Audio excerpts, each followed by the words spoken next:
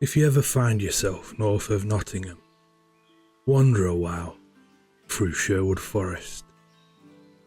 The air there's thick with history, damp moss, birdsong, and a whisper or two from centuries gone. And right at the heart of it stands the major oak, great and proud, its branches spread like welcoming arms. Some say Robin Hood himself once hid beneath that very tree with his band of outlaws. You can still visit it today. She stood there for close on 1,000 years, older than many a legend, but tied to one all the same.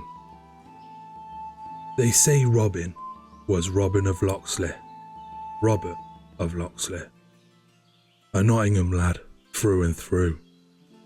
Maybe a noble, maybe a yeoman, depending on who you ask. Truth is, no one's sure he ever lived, exactly as the ballads claim. His name first crops up in medieval records. Robin Hood, or Hobby Hood, meaning outlaw, or a man gone against the crown.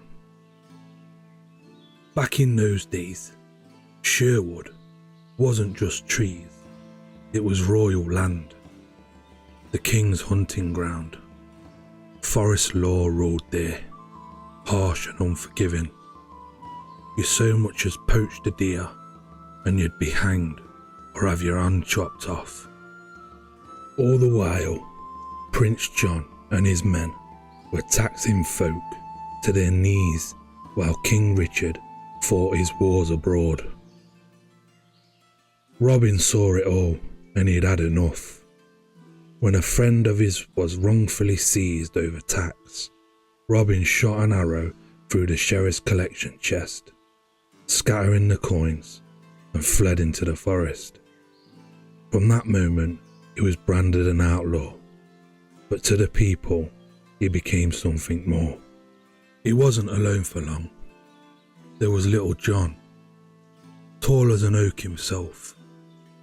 The two met on a narrow log bridge, neither giving way.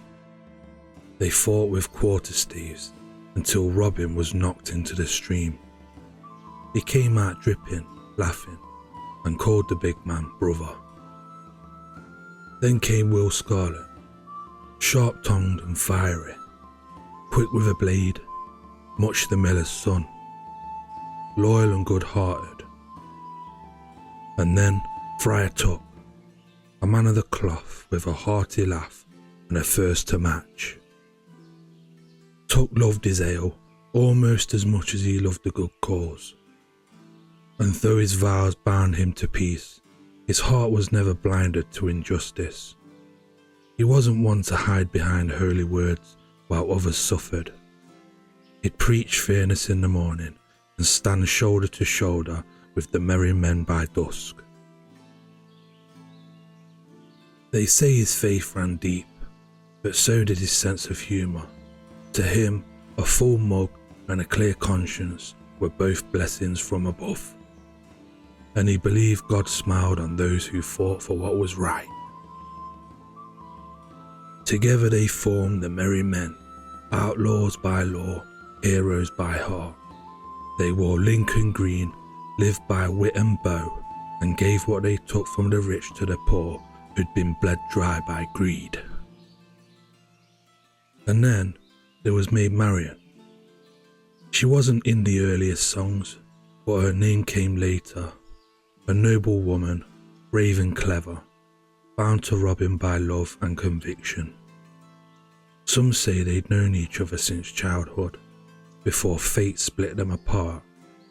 When Robin fled to Sherwood, Marian risked her own life to bring him word from Nottingham, slipping through the guards and taxers to carry news to the forest. In the shade of the great oaks, they met in secret, their voices low, the moonlight sifting through the leaves. She was no damsel in distress, she was his equal, and more than once it was Marian's quick thinking that saved them all.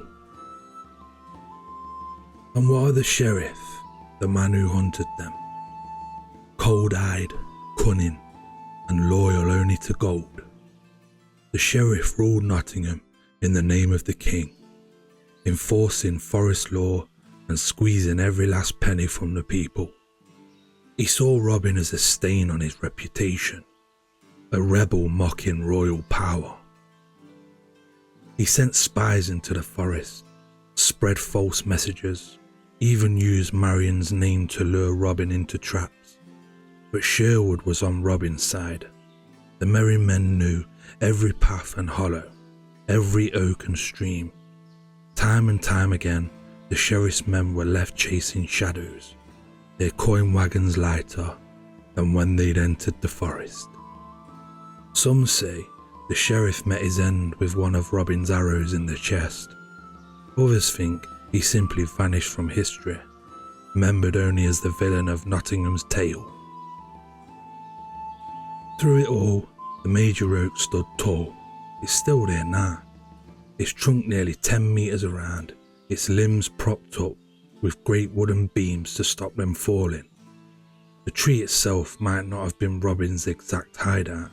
It could have sprouted a century or two later, but the spirit of Sherwood and Robin's band are bound up in its branches all the same. Stand beneath it today, and if the wind's just right, you could swear you hear laughter, the twang of bowstrings among the leaves. So, was Robin Hood real? No one can say for sure. Historians have found mentions of men named Robin Hood from Yorkshire to Nottinghamshire, all outlaws of some kind, living between the 13th and the 15th centuries. But there's no single record that proves that Robin Hood existed exactly as the legend tells. Most likely, it's a mix of many real men who rebelled against unjust taxes and corrupt lords, woven together by centuries of storytellers. The legend grew in the telling, giving hope to ordinary folk who needed to believe that fairness could still be found. Whether man or myth, outlaw or hero, Robin Hood is part of Nottingham's heart. He's the spirit of resistance, laughter in the face of power, and kindness in hard times. So if you ever find yourself beneath the branches of Sherwood's great oak, take a breath, close your eyes and listen. You might just hear it, the faint whisper of leaves and a voice carried by the wind. Stand tall, lads, there's still good to be done.